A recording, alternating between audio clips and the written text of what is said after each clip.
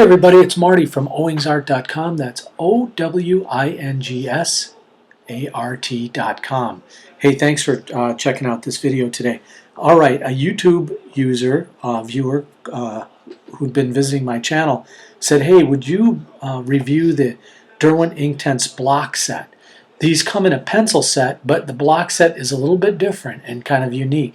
And I said, sure. So this is the 24 color Derwent Inktense block set made by the Cumberland Pencil Company in England. They've been making pencils and pencil-related art materials since 1832. So here's what I'm going to do today. I'm going to demonstrate how you can use these unique blocks and the different ways they can be used, and we'll talk about that in a minute. Here I'm showing how I'm just kind of using them as a crayon, and then I'll add water to bring out the color and show you that property. Then I'm going to demonstrate a little landscape, a small little landscape I did with these, and then I'll show you some different flesh tones you can achieve using these blocks if you're a portrait artist. And then finally I'll wrap up with a comparison to some good quality watercolor paints. Alright, so the thing about Inktense is Derwent says that these Inktense blocks are really water-soluble ink. And what's sort of unique about these that might be different from some watercolors you've used or some pencils you've used is obviously the color dissolves and turns into watercolor when you add water. That's one unique property. So like a watercolor pencil, this is the way they work. Like a Caran d'Ache Museum, Aquarelle, or a Albrecht Dürer Faber-Castell pencil. These are the same pigment, the same colors that are used in the pencil cores of a Derwent Inktense pencil, just in block form.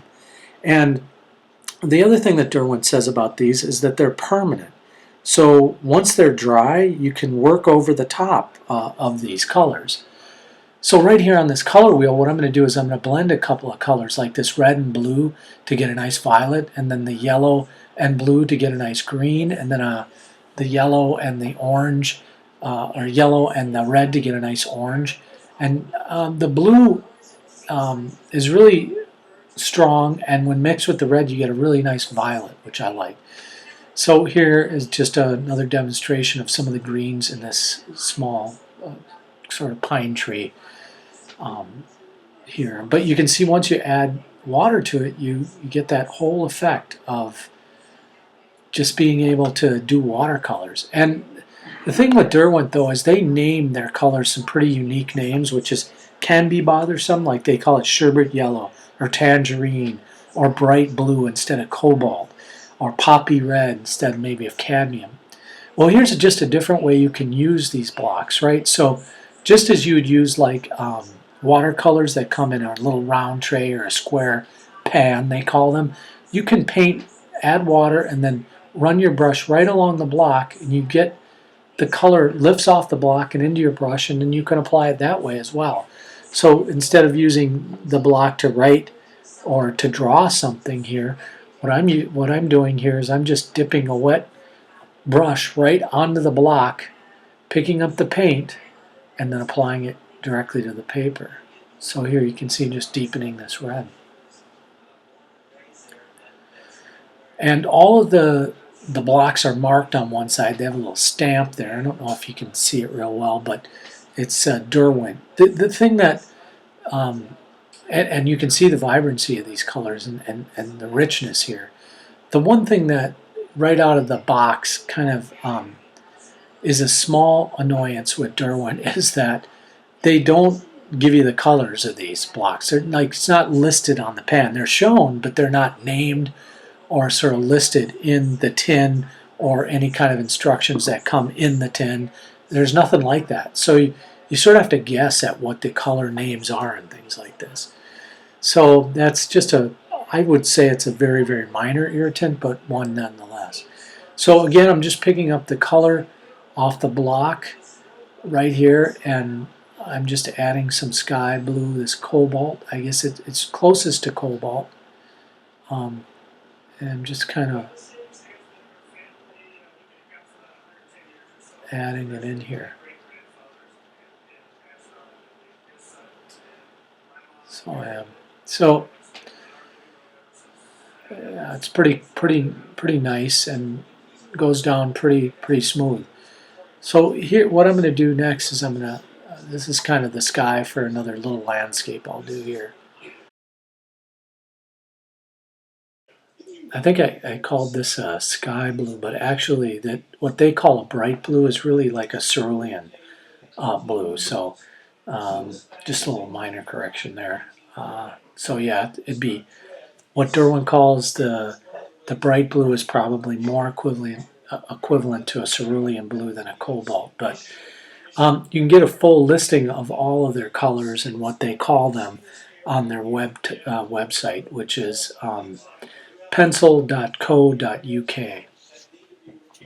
So in this little landscape, I wanted to add the sky there, and then did a little background on the landscape, and it's just adding some color in here, and a little bit of definition around the edges. But you can see that I'm just picking up color from the blocks directly there, just rinsing this is a water pen I'm using right here, but just rinsing it out between sampling a little bit of the color. So here, just about finished here, just going to add just a little bit more color, darken a few things, but yeah, they work really well. They work just like traditional watercolors, like you'd expect those to behave.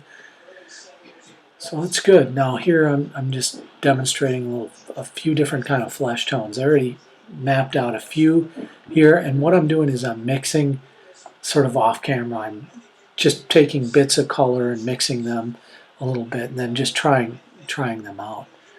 The thing about these Derwent colors is they're good, and there's a nice vibrancy there.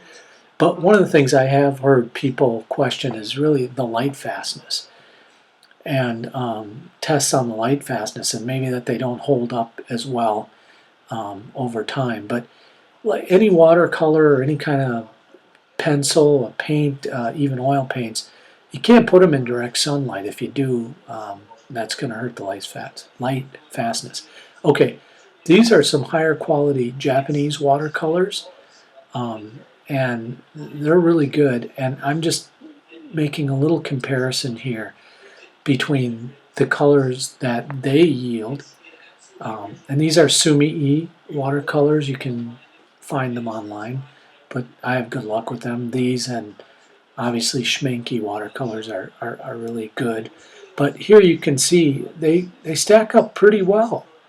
Well, that's about it for this review of the Derwent Inktense Blocks. Thanks for checking it out, and hope you get some time to create some art today. So long, everybody.